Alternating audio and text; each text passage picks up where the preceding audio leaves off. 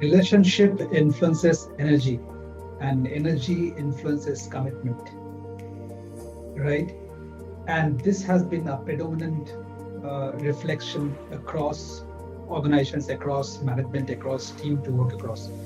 Because when it comes to operation, it is always those core relationship between management and team members, between stakeholders, between your or customers and team members.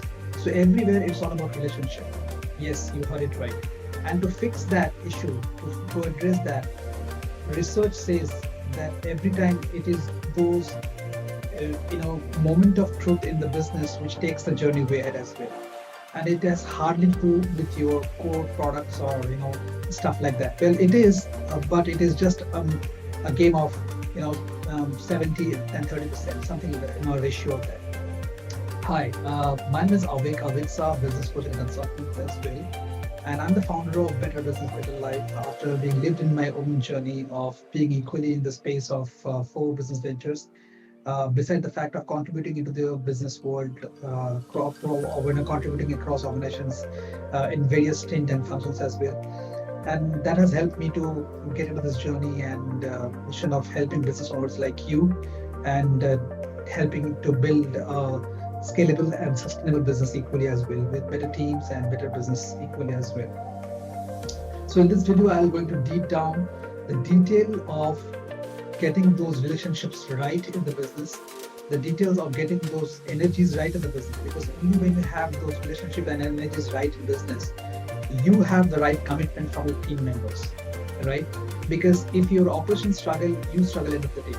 What I mean by that, you definitely require a strong code of honor, a strong, code of ethos of belief, which will drive the operation, which will drive the functions across organization, which will drive the same mindset across organization.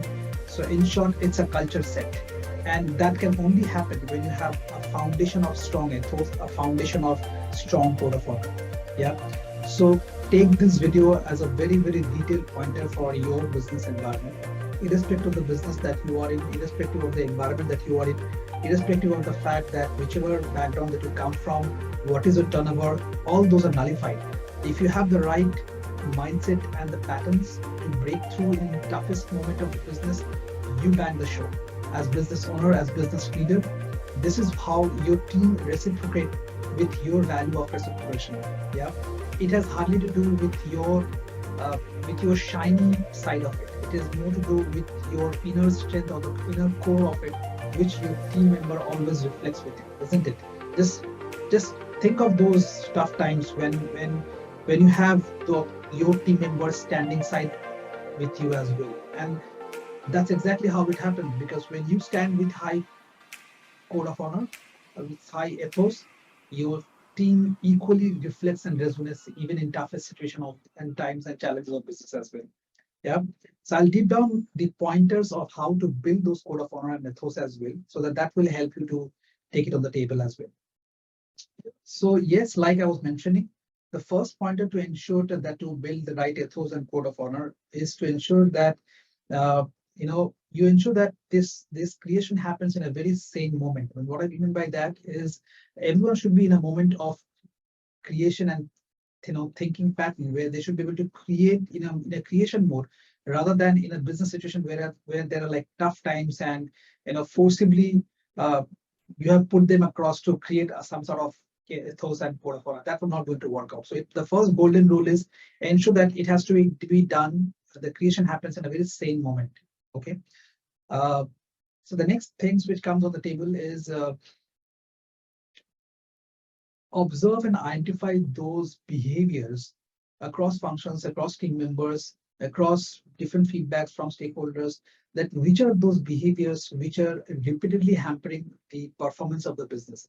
And when I say about behaviors which is hampering the performance of the business, this is to be kept in mind that with disclaimer that no judgmental approach or no sort of approach where biasness comes in place, or no such sort of approach where performance comes in place.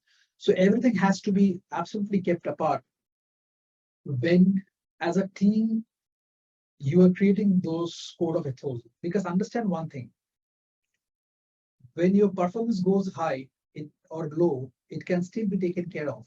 But if your ethos of business goes nullified on any given situation, it just falls flat on the table. And once it loses the trust on the environment, I mean, as a team member, if everyone sees that, well, it is just a checklist and it has hardly to accept and demonstrate on the table, then no one even will buy that point. Yeah. So it's just coming out of a strong reflection, and I'm sharing it from a very core fundamentals. With consider the fact the way that I have gone through my learning journey equally is surrendered to our mentors as well. So the second point is, like I mentioned, it has more to do with observing the behaviors which are recurring in nature and which is hampering the performance of the environment. So relationships issues based on conflicts can be also certain behaviors. So team members who are always criticizing in nature, which is hampering the performance. Team members who are always gossiping in nature, which is hampering the performance. Team members who are bullying out or who are retaliating information, which can be also a part of the performance misperformance. Team members who are nullifying information or manipulating information to inspire or to get position or roles within the environment. That can be also performance hampering as well. So I have just given you some of the examples, because it happens across all functions. And please note that it is not that you are going to execute only at the ground level function. This code of honor ethos has to be created across functions, across departments. And in that case, even if it is something like your different departments work in different shifts, or as per industry or as per the the protocol of the organization or the environment, you can create it department wise as well. Okay, because that way everyone will have the same standardization and will come to a bottom ground line. So like I was mentioning, so the second point is observe those or identify those patterns of behaviors which are recurring in nature and which is hampering the performance of the business.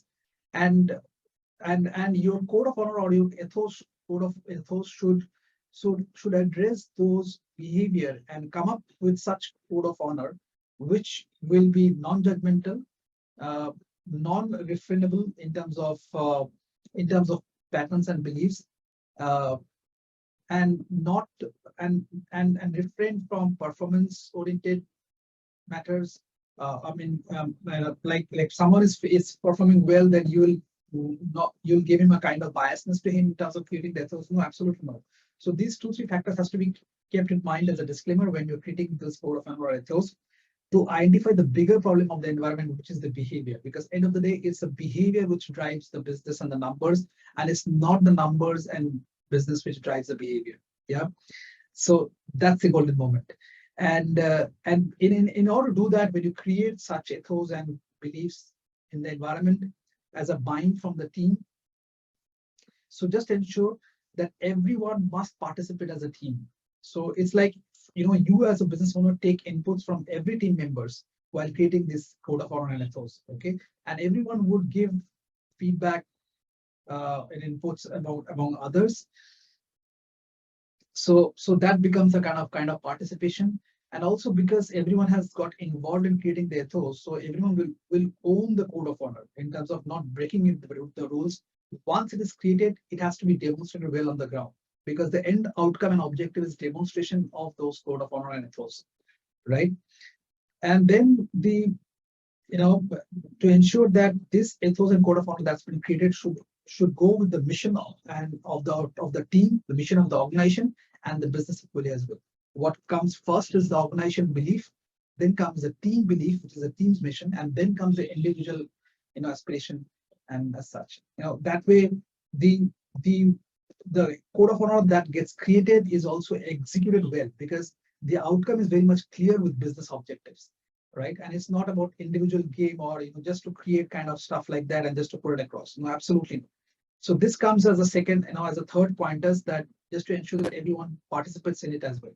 The fourth pointer, which comes equally as well, is just to ensure that whenever you create this such code of honors, it has to be very much well aligned, and when you create that, you will find that people, while creating such code of honor, when the participation happens across the team members, at every level of functions or every functions of team as such, you'll find that there will be deep resentments coming out of every team member. So every team member will talk about the other partner, some experiences, some bad experiences which has gone through the journey or environment.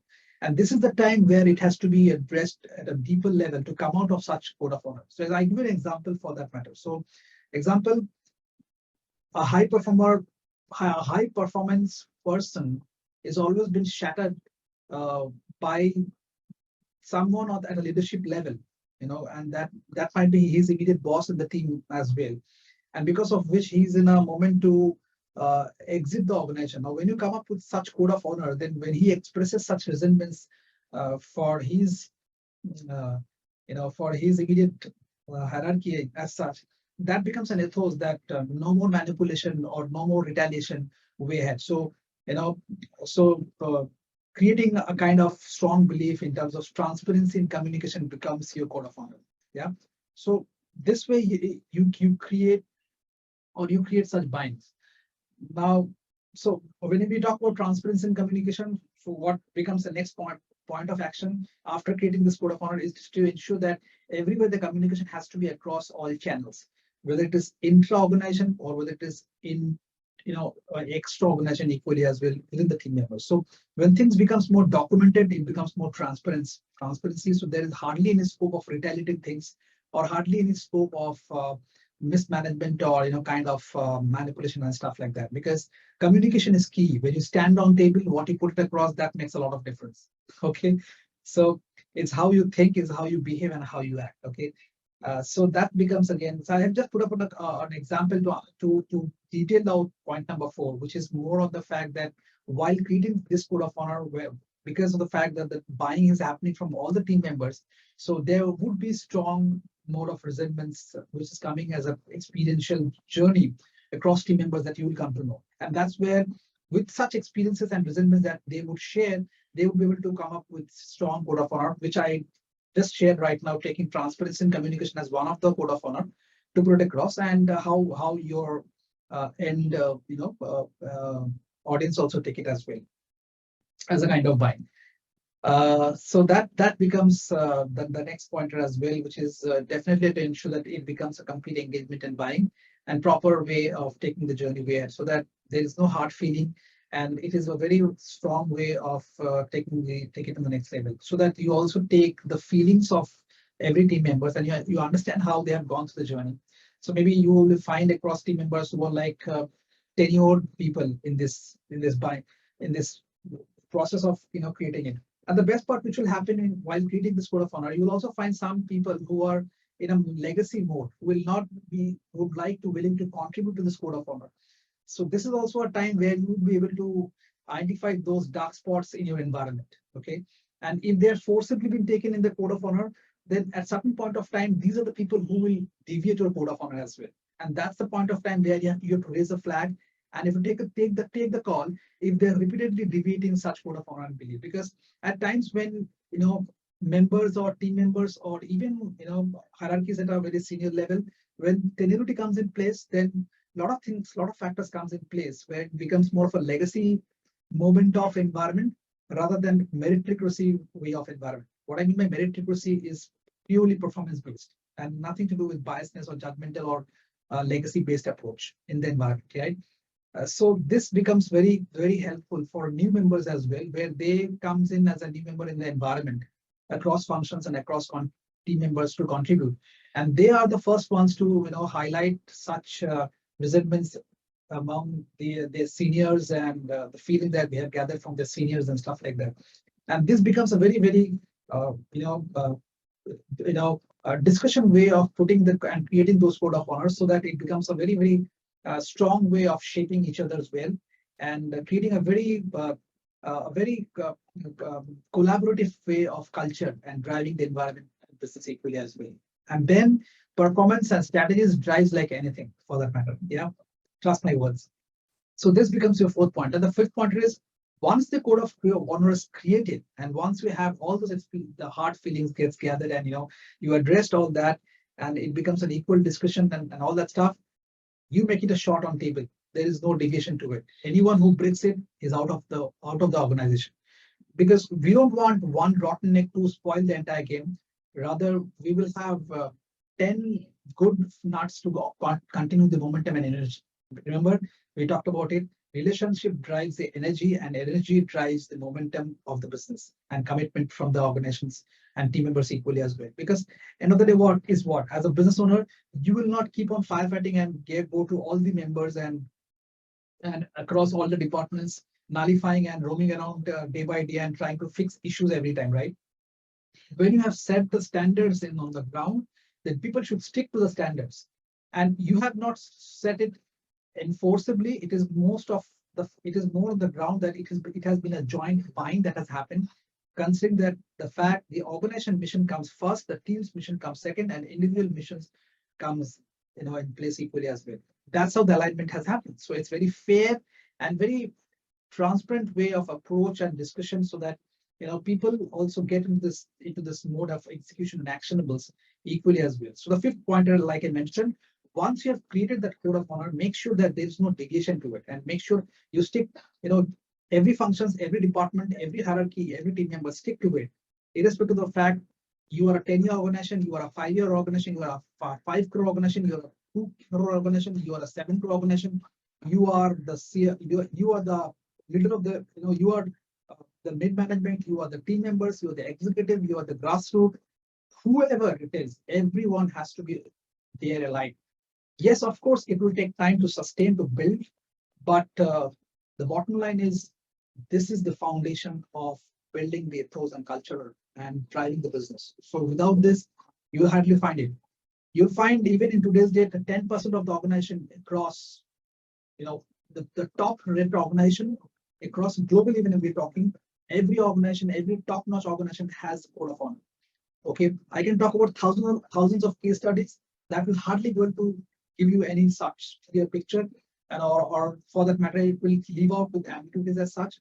The whole perspective is all about your presence, your approach, and your perspective to the business. So when that is happening across all team members, that's where you as a business owner is more relaxed, more set free, and more focused on your core business activity. Else you keep on stuck in your operational activity and solving all those core petty issues, people issues when it comes to operations and with functions and people as such.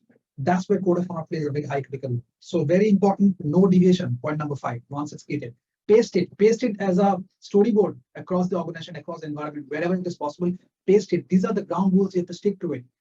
Come on time, no transparency in communication, cooperation and collaborative communication, honesty, okay, punctuality. So just to share some of the code of honor, there can be ample, but just to share it across. So no deviation. 1, 2 times, third time, take a call and take an action. That would also set an example for others to ensure that this is compliance. This is the fuel of the environment. So no one can even dare playing with it. Okay, it has hardly to do with the parameters or the conditions of the member, whoever coming from whichever way it is from. So the next pointers which come beside this is once you paste it, is to ensure that people must execute it repeatedly. Okay, because when you demonstrate such code of honor once created, which means when you demonstrate such behaviors, the new changing behavior in the environment, it becomes a standard practice. So it is more on the ground that it has to be reinforced again and again, and it has to be more executable again and again. As a business owner, it is your task to observe that yes, it is getting demonstrated on the ground. So any given day, you can align your frontline leaders. You yourself also go on ground and keep on observing the fact. Wherever there is a break or barrier, just take a call. That's it. Okay, don't give a second thought to it. Don't think that he's my high performance performer and he's my legacy team member, and all that stuff, because that will simply spoil the environment. It is all about problem solving in the environment and business, because the environment and the model has changed. Gone are those lala days. It is just to ensure that you act on the table with the right beliefs and ethos. It's all about the internal game. Once you fix it right, you get it right. So that's what it is, yeah. And it takes that strong why to say that no on the table as well. So once you put out that, and once you demonstrate such actions, such ethos, so people will stick to you, and people will stand by on you as well. You'll also find some cockroach in the environment who will not be able to take that as an acceptance, which is absolutely fine, and you go with that. I mean, you just take a call, and probably if it has to be the game of exit, that's absolutely okay as well, because one or two exits will also set example for the organization and environment. So that becomes your next level, which is the yes, point number 7 and the 6. And point number 8, point number 7 is to ensure that your purpose and objectives is also to ensure that every team member should be the better version of themselves while executing such code of honors in terms of their demonstrated behavior. So I give an example. When we talk about authenticity in communication, or no, or transparency in communication, when you set this as a code of honor, which means what? Person or team members who are not aligned with such belief and ethos, for them it's a very hard way to resist such belief and ethos, isn't it? I mean, to execute. So those internal resistance will come in picture. Anyway, they will try to still manipulate things. But since it has been a compliance right now, so they will internally would be forced to change their behavior in terms of their pattern, in terms of their forced decision.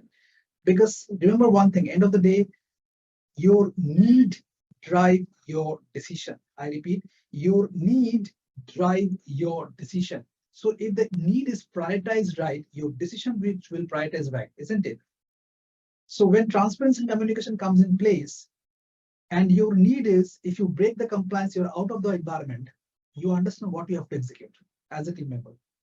I hope you are able to resonate what I'm trying to say, right? So that's how it is, and as a business owner, it is much more relaxed for you because you have already set the standards for that. So that's how it is. And yes, it's a culture build, definitely it is, and that's how it is working.